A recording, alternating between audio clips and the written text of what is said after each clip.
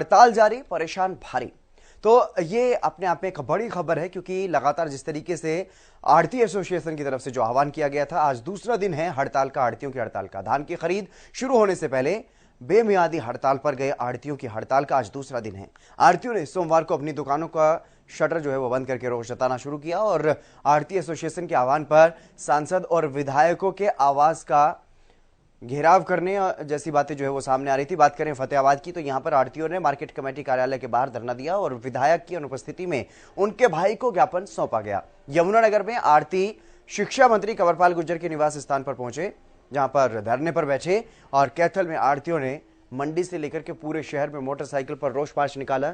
इस तरह गोहाना और कालांवाली समेत प्रदेश में कई जगहों पर आढ़तियों ने प्रदर्शन किया है। अलग अलग जगहों पर प्रदर्शन किया गया। तस्वीरें आप देखिए, 5 तस्वीरें अलग अलग जगहों से सामने आई, जो फतेहाबाद, यमुनानगर, कैथल, गोहाना और कालांवाली, ये अलग अलग जगहों की ये तस्वीरें हैं जब ज्ञापन देने के लिए पहुंचे। और कई जगहों पर इस तरीके की भी खबरें सामने आई कि आढ़ती जो प्रदर्शनकारी आढ़ती हैं वो पहुंचे विधायकों के आवास पर, तो वहां पर विधायक जो है वो नदारद मिले। हमारे पे लागू किया है, उसके खिलाफ पूरे हरियाणा में मंडियां बंद है। हमारी हरियाणा एसोसिएशन के मांग पर आज हमने विधायक जी को ज्ञापन दिया है।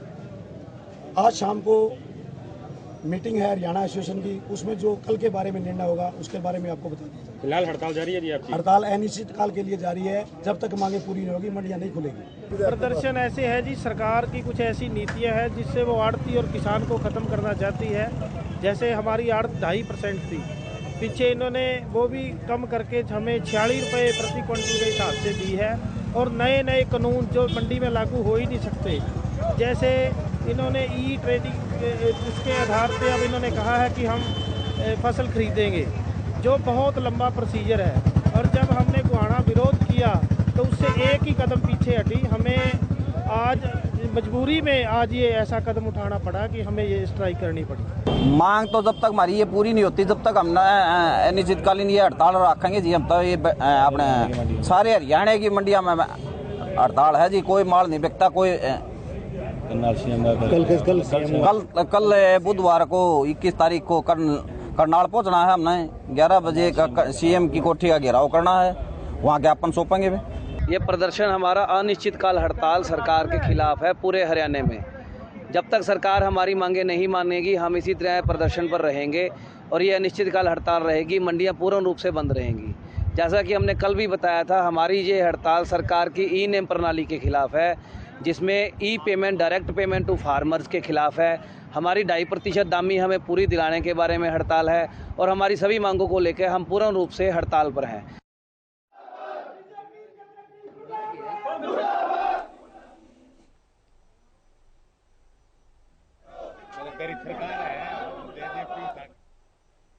तो ये हड़ताल लगातार जारी है और इसी खबर पर अधिक जानकारी के साथ विपिन शर्मा हमारे संवाददाता हमारे साथ जुड़ गए अधिक जानकारी के साथ। विपिन, क्या कुछ पूरी जानकारी मिल पा रही है? अभी तक क्या कुछ देखने को मिला इस हड़ताल में आज? जिस तरीके से आज हड़ताल का पूरा दिन, दूसरा दिन है, अनिश्चितकालीन हड़ताल पे आढ़ती चले गए हैं, तो आज आढ़तियों ने सवेरे मंडी में इकट्ठा हुए और एक रोष मार्च मोटरसाइकिलों के माध्यम से पूरे शहर में निकाला। सेवा चौक पर इन्होंने प्रदर्शन किया, भाषणबाजी की।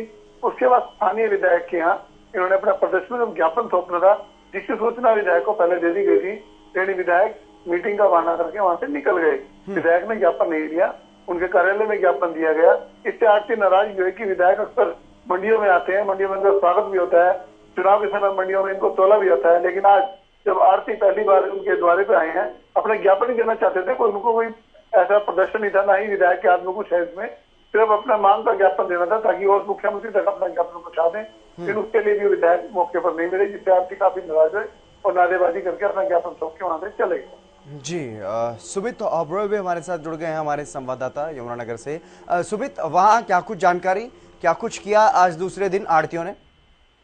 आज बिल्कुल जिस प्रकार से आज हड़ताल का दूसरा दिन है, तो सभी आज जिले के जो आढ़ती थे वो जगाधरी अनाज मंडी में इकट्ठा हुए और उसके बाद जो है जगाधरी स्थित शिक्षा मंत्री कंवरपाल गुर्जर के निवास की रोष मार्च निकाला। और इसी बीच निवास से कुछ ही दूरी पर जो है उनको पुलिस द्वारा वहां पर रोक लिया गया और उसके बाद वो लोग वहीं धरने पर बैठ गए। और उनका कहना था कि जब तक उनकी मांगे नहीं मानी जाएंगी, उनकी जो अनिश्चितकालीन हड़ताल है ये चलती रहेगी। और आज जो प्रदेशाध्यक्ष थे इनके अशोक गुप्ता, उनकी अगुवाई के अंदर फिर उन्होंने शिक्षा मंत्री जो है राज्य से बाहर है किसी कार्यक्रम के चलते, तो इसी बीच यमुनानगर के जो बीजेपी के जिला अध्यक्ष हैं राजेश चपरा, उनको जो है इन्होंने अपने प्रदेशाध्यक्ष की अगुवाई के अंदर अपनी मांगों का ज्ञापन सौंपा और उन्होंने कहा कि हम तब तक पीछे नहीं हटेंगे जब तक जो है हमारी मांगे सरकार नहीं मान लेती, क्योंकि इससे पहले भी कई बार बातचीत हुई। उन्होंने कहा कि हमारा जो एक संगठन के कुछ लोग कल भी जो गए थे सरकार से बातचीत के लिए, लेकिन वो बातचीत के बीच में से ही सरकार के लोग उठ के चले गए, तो बातचीत वो सिरे नहीं चढ़ पाई। तो इसी को लेकर जो है कल पूरे प्रदेश के अंदर हर जिले से जो है